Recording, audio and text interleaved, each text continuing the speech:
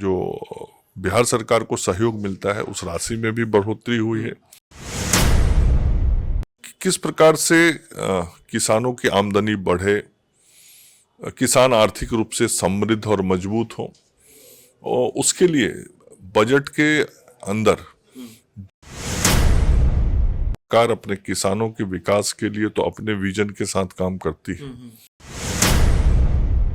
24 फरवरी को प्रधानमंत्री नरेंद्र मोदी जो हैं बिहार आ रहे हैं और बिहार में कृषि विभाग से जुड़े हुए चीज़ों को लेकर के उनका कार्यक्रम में हमारे साथ मंगल पांडे हैं जो स्वास्थ्य और कृषि मंत्री हैं बिहार सरकार में। क्या कार्यक्रम है सर उस दिन जो आ रहे हैं पीएम मोदी जी? आदरणीय प्रधानमंत्री श्री नरेंद्र मोदी जी 24 फरवरी को बिहार आने वाले हैं, ऐसा प्रस्तावित है। कृषि विभाग का कार्यक्रम होगा और आदरणीय प्रधानमंत्री जी बिहार के भागलपुर आएंगे, ऐसा विचार बना है सबका।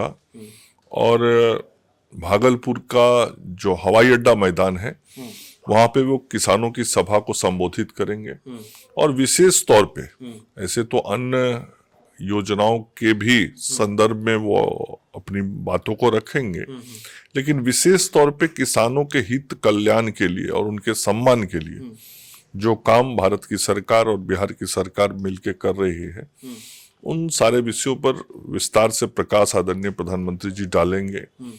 और किस प्रकार से किसानों की आमदनी बढ़े, किसान आर्थिक रूप से समृद्ध और मजबूत हो, और उसके लिए बजट के अंदर जो प्रावधान हुए हैं और जिन प्रावधानों के अंतर्गत किसानों को लाभ मिलता है, अनुदान मिलता है या सहयोग मिलता है, वो सारी बातें भी वहाँ आएंगी।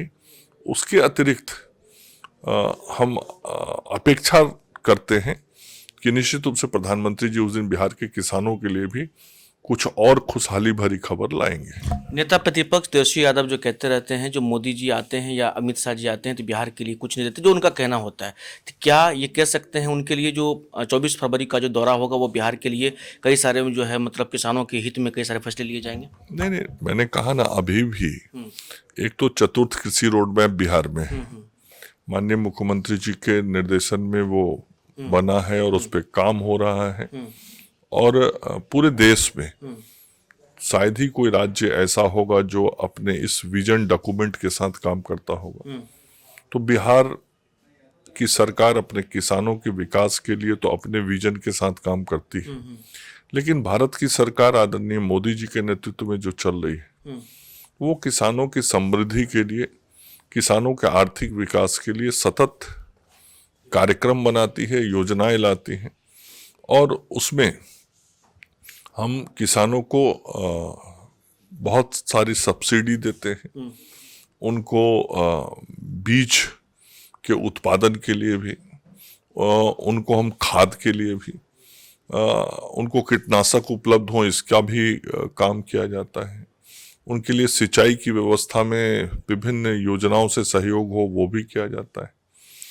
किस प्रकार से किसानों का लागत कम हो उस दिशा में भी सरकार उनको सहयोग करती है।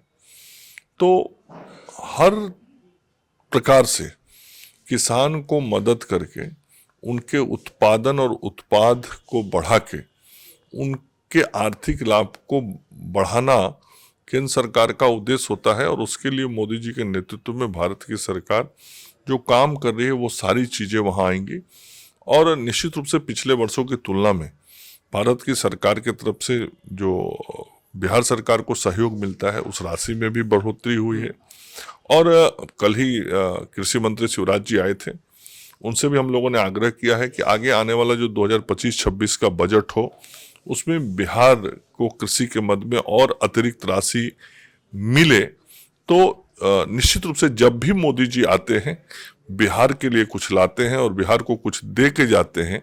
और बिहार के प्रति जो उनका प्रेम है, बिहार के प्रति जो विकास का संकल्प उनके मन में, वो हमेशा दिखता है। और इस बार भी आएंगे तो उसका लाभ हम बिहार के लोगों को मिलेगा। अब राजनीतिक लोग एक पॉलिटिकल सवाल लेंगे। देखिए नेता प्रतिपक्ष लगातार जो हैं हम हमलावर हैं सरकार पे, वो चाहे वो मोकामा का जो घटना हुआ है उसको लेकर के बात कर लें, राष्ट्रपति जी उपराष्ट्रपति जी कल आए तो उसको लेकर के वो उन्होंने अपना बयान दिया है जो मुख्यमंत्री जी प्रोटोकॉल भी भूल गए हैं अचेत अवस्था में, इसको कैसे देखते हैं? देखिए ये सब केवल बकवास करना जानते हैं। इन लोगों ने कभी कोई काम किया है? 15 साल तक उनके माता पिताजी का शासन था ना यहाँ, तो 15 साल में बिहार का क्या स्थिति हो गया था? बिहार से युवाओं का पलायन, शिक्षा समाप्त, रोजगार समाप्त, स्वास्थ्य व्यवस्था समाप्त और अपराधियों का राज, मुख्यमंत्री आवास से अपहरण के संदर्भ में समझौता होता था, अपहरणकर्ता पनाह लेते थे, पूरा राजनीति ही अपराधियों की गिरफ्त में था। तो जिन लोगों ने बिहार को बर्बाद किया, उस समय बिहारी कहने में लोग को शर्म लगता था, बदनामी होती थी। आज किस प्रकार से बिहार बदला है ये किसी को बताने की जरूरत थोड़े, सब कोई प्रत्यक्ष रूप से अनुभव कर रहा है। तो जिन लोगों ने कुछ नहीं किया है वो केवल बकवास करते हैं, फालतू बात करते हैं, और इनको भी गलती से जो थोड़ा अवसर मिला बिहार में काम करने का, तो इन्होंने क्या किया? इन्होंने भी तो बिहार को बर्बाद करने का ही काम किया, सिवाय लंबी लंबी बात करने के कोई काम इन्होंने। नौकरी की बात करते, नौकरी हमने दी है। मैंने तो कई बार कहा है, किसी भी फोरम पर आके मंगल पांडे से चर्चा कर ले, मेरे ही विभाग के ना मंत्री थे, उनके पहले भी मैं मंत्री था, उनके बाद भी हूँ।